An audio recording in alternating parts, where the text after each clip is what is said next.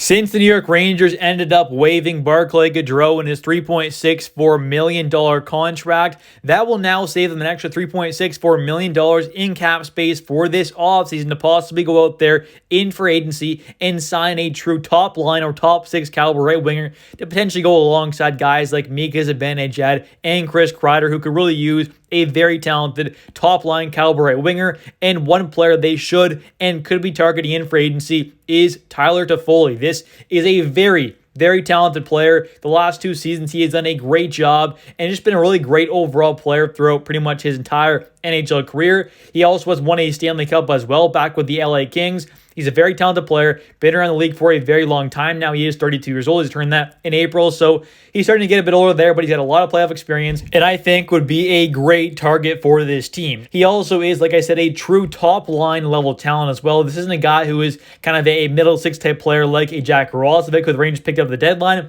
This is a true top-line, top six caliber right winger who would be a great fit for this team, because going off there and acquiring Jack Roslovic, that was a fine move, but he's not a needle mover who obviously a guy like Tyler Toffoli can definitely be. He's a phenomenal player and is exactly the type of offensive threat this team needs to add this offseason. And possibly putting him alongside Kreider and Zibanejad could be a pretty good fit as well. He's not some speedster out there, but he definitely is a pretty solid player. He's a really good goal scorer, a really solid playmaker, and I think would be a great fit possibly alongside Kreider and Zibanejad, who could really use a very talented offensive threat alongside them. They've kind of obviously had quite a few different right wingers this past season in the past couple years as well, but a guy like Tyler Toffoli could be a very solid player, a veteran guy, great goal scorer, like I said, really solid playmaker, and could be a perfect fit for the next, 2, 3, 4 years, whatever it is, whatever contract he signs, could be a great fit for the next while alongside those two guys who are obviously, very talented players, especially when they're hot. They can be very dominant players. Kreider and Zibanejad,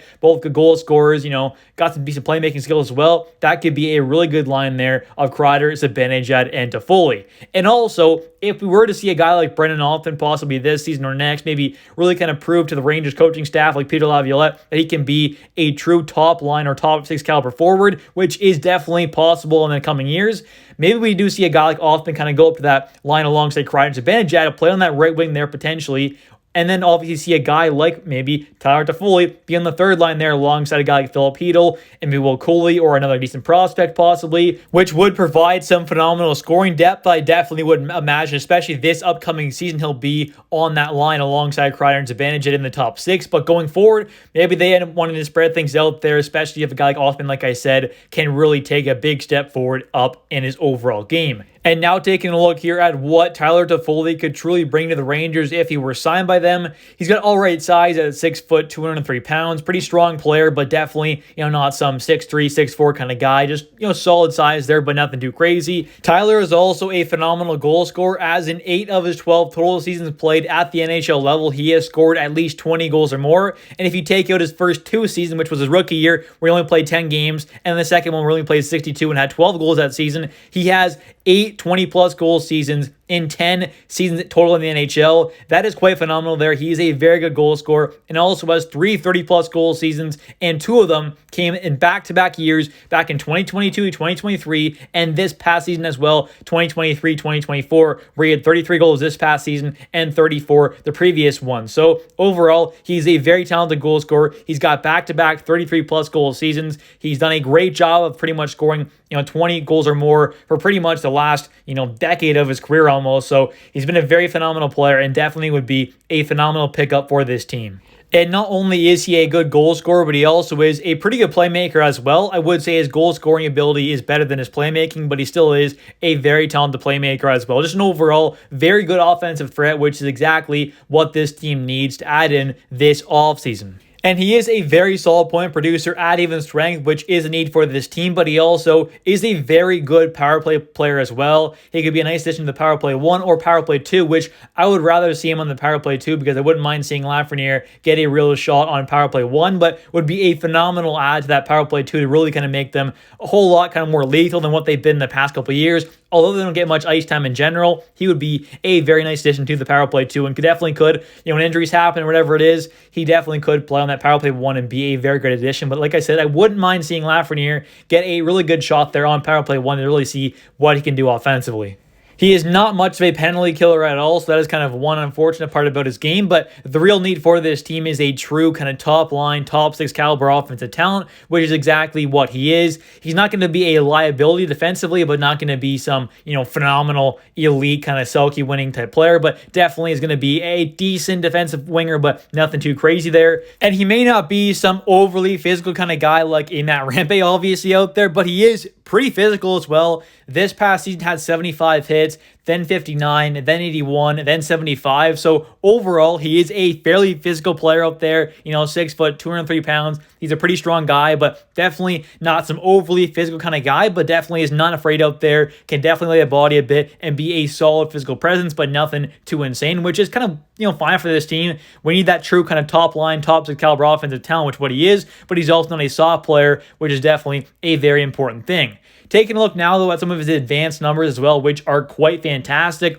This past season ended up having an expected goals per 60 of 1.31, which is exactly what he had back in 2022-2023. Same thing with his goals per 60. It was very, very similar there, 1.48 this season, the previous one, 1.5. But then his assists per 60 kind of dropped off a decent amount this past season, ended up having a 0.99 compared to the previous one at a 1.72, which is quite phenomenal, and a points per 60 of 2.46 this season and a 3.22 the previous one. So overall, he's a very talented offensive threat. Definitely a better goal scorer than he is a playmaker, but still a good playmaker. And his numbers may have dropped off a tiny bit, expected wise and points per 60 wise this season, but still is very, very good.